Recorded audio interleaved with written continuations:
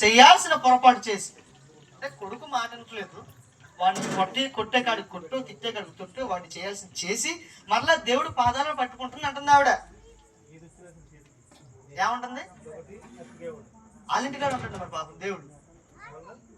ఏమా ఈ చేసే తప్పు చేస్తూనే ఉంది, కొట్టి ఏం చేస్తాడట, దేవుడి పాదాలు పట్టు, ప్రభు క్షమించంటదట. సరే క్షమించేశాడు. 4 రోజుల తర్వాత మళ్ళీ వాడు తాగి తిరుగుతూ ఉంటాడు, ఎక్కడో సద్యోగం లేకుండా ఏడో తిరుగుతూ ఉంటాడు. మళ్ళా వాడిని కొట్టి ప్రభు క్షమించి, ఈ పనికి మళ్ళీ పని ఆయన వద్దు అంటున్నాడు. నువ్వు ఇలా ప్రతిసారి చేసేటువంటి ఈ బలి నాకొద్దు. వాడు ఎలా ఉన్నా వాడి కొరకు ప్రార్థన చేయి, క్షమించు, కనికరించు. ఏం చేయాలంటే ఇక్కడ ఈ లైన్ ఇంకా మాట్లాడుకోవాల్సి వస్తే మీరు ఇంకా చల్లు మునిగిపోతారు, మళ్ళీ నన్ను తిట్టుకోవడానికి ప్రారంభిస్తారు. కాబట్టి నేను కాలయాపన చేయకుండా కొంచెం ముందుకు వెళ్తాను అని అంటున్నాడు. కనికరాన్ని నేను కోరుతూ ఉన్నాను, కానీ బలి, నామకార్థపు బలి నాకొద్దు. బలి ఇవ్వడం అంటే ఆ మాటకు వస్తే మనకు అందరికి అర్థమైనటువంటి యోబు అనేటువంటి వాడు ప్రతిరోజు బలి ఇచ్చేవాడు. ఆయన నీతిగానే ఇచ్చాడు, తప్పు కాదు, విషయం చెప్తున్నా మీకు అర్థం కావాలి. ఆయన దగ్గర డబ్బు విస్తారంగా ఉంది, కావలసినంత ఉంది. కాబట్టి అయ్యో ఈ రోజు నా కొడుకు లేదని తప్పు చేసుకుంటారేమో అనే తెలియక నా కోడలు కానీ లేకపోతే మనవరాలు ఏదో తప్పు చేసి ప్రభు క్షమించని చెప్పి ప్రతిరోజు దహన బలి ఇస్తానే ఉండేవాడు. ప్రతిరోజు ఆయన ఇంట్లో విందు జరుగుతూనే ఉంది. ఆయన బలిసినాడు కాబట్టి ప్రతిరోజు ఇస్తాడు. మన దగ్గర ఉన్నాయా? ఈ రోజు ఒక ఫంక్షన్ చేస్తాం, పిల్ల మెచ్యూర్ అయిందనో లేకపోతే ఇంట్లో ఫంక్షన్ చేయడం, మేక తీసుకోవడానికి 9-10 వేలు అడుగుతాడు, వంటకు 2,000 అడుగుతాడు. ఇవన్నీ ఖర్చు పెట్టుకుని చేయలేం కదా, చేస్తావా? ఇంకొకటి దరిద్రం ఏంటంటే, వాస్తవానికి బలి ఏంటంటే చాలా మంది గుళ్ళకి మేకలు తీసుకెళ్తారు కదా బలి ఇవ్వడానికి. తీసుకెళ్తారా? కొంచెం గట్టి చెప్పండి. వెనకాల మాటను పట్టు అంటే వింటున్నారా లేదంటే డౌట్. బలికి తీసుకెళ్తారు కదా, కట్ చేసి కాలు లాస్ట్ ముక్క ఆడ 2 ఏలాడు తీసి మొత్తం అంతా ఇంటికి తెచ్చుకుంటారు. ఎంత దరిద్రం తెలుసా? ధర్మశాస్త్రం ఏం చెప్తుంది తెలుసా? ఈ ధర్మశాస్త్రం ఉన్నదే వాళ్ళు పాటిస్తున్నారు, కానీ అందులో ఉన్నది ఆశీస్ పాటించట్ల. ఈ ధర్మశాస్త్రంలో ఏముందంటే, ఆయన లోపల ఉన్న కొవ్వును కొన్ని విషయాలు ఆయన దహన బలిపీఠం మీద వేసి ఆయన ధూపాన్ని పైకిస్తాడు.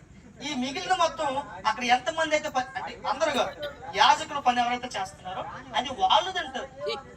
ఈ దళితులు ఏం చేస్తారు తెలుసా? ఈ ముక్క చెప్తా.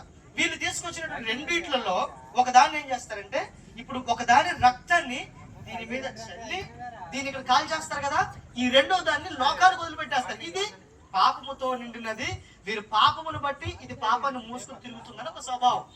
వీళ్ళు ఏం చేస్తారంటే, ఈ కుటుంబంలో పరిస్థితుల కోసమో దేనికోసమో మొక్కుకొని ఇచ్చేస్తా కట్ చేసి ఆ చిన్న ముక్కలు ఆడబెట్టి మొత్తం మరలా ఆడి పాపాన్ని వాడు మూట కట్టుకొని ఇంటికి తీసుకొచ్చుకుంటాడు, కడుపు నిండా తిని మనసాన్ని బట్టి. మీకు అర్థం అవుతుందా? ధర్మశాస్త్రంలో ఇలా లేదు, అది అక్కడ వదిలేసా. నీ పాపాన్ని ఏం చేయాలా? మీకు అందరికి అర్థమయ్యే భాష. మీకు కుక్కలు తెలుసు కదా, కుక్కలు అమ్మ చెప్పండి, కుక్కలు తెలుసుగా, కొంచెం గడ్డి చెప్ప అంటే మాట్లాడట్లేదు, నాకు వచ్చిన బాధ తెలుసా? అవి వాంతులు చేసినప్పుడు ఎప్పుడైనా చూసారా? చెప్పండి అమ్మా, చూసారా? వాంతులు చేసి ఏం చేస్తుంది? ఇది మనుషులు చేసి బలి ఇస్తున్నారు. ఆ పాపాన్ని మరలా మూట కట్టుకొని తీసుకొచ్చి మా పూజారికి కూడా వాసన కూడా చూపి. ఎంత దరిద్రం కదా! మీకోసం అంత కష్టపడ్డానికి ఒక ముద్దను పెడతారా? లేదు. దేవునికి ఇష్టవుతున్నా. ఇప్పుడు ఏముంటుందంటే, ఈ రోజు నా కొడుకుని శిక్షించేస్తాను, వెంటనే దేవుణ్ణి కాలు క్షమించే ప్రభు. ఈ రోజు కొట్టేస్తాను, రేపొద్దున ఏమంటారా? ఉందంటారా లేదంటారా? కొంచెం గడి చెప్పను, గడి చెప్పు. ఇలా కాదులే, కానీ ఏదన్నా ఒక సందర్భం దొరికినప్పుడు నేనే మీ మధ్యలో పుల్లలు పెట్టి అబ్జర్వ్ చేస్తూ ఉంటాను. మీలో ఎంత ఆత్మీయత ఉందో లేదో దూరం నుంచి, మళ్ళీ పక్కనే ఉంటే మీకు డౌట్ వచ్చేస్తుంది. దూరం నుంచి మిమ్మల్ని ఇలా అబ్జర్వ్ చేస్తూ ఉంటే కానీ మీకు ఈ విషయాలు తెలియదు. దేవుడికి స్తోత్రం. హల్లెలూయా, హల్లెలూయా. దేవుడు కనికరమును మాత్రమే కోరుతాం. ఆ పైన ఆ 13వ వచనంలో అక్కడ మనకు కనబడుతుంది కదా, అయితే నేను పాపులను పిలవచ్చును గాని నీతిమంతులను పిలవ రాలేదు. దేవునికి స్తోత్రం. హల్లెలూయా. ఆ పై వచనంలో ఆ పారాగ్రాఫ్ మొత్తం ఒకవేళ మనం చదివితే అక్కడ పక్షవాతం అంటే ఒక వ్యక్తి కనబడతాడు.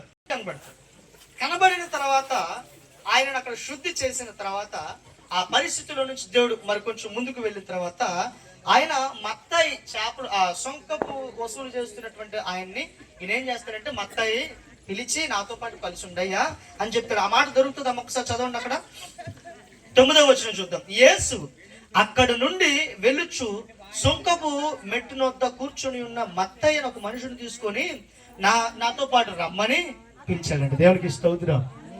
నాతో పాటు రా అని పిలిచాడు. అయితే ఆయన శిష్యుల యొద్ద కూర్చుండి ఆయనతో అంటున్నారంట, చదవండి 11 ఒకసారి.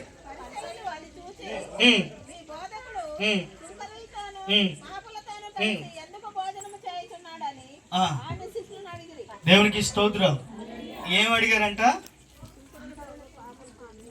పాపులతోనూ పనికిమాలతోనూ కూర్చొని సాంగత్యం చేస్తున్నాడంట్రా మీ దేవుడు అని అడిగారంట. అంతేనా? పాపులతోనూ మీరు మాట్లాడట్లే, కోపం తెచ్చుకుంటుందేమో.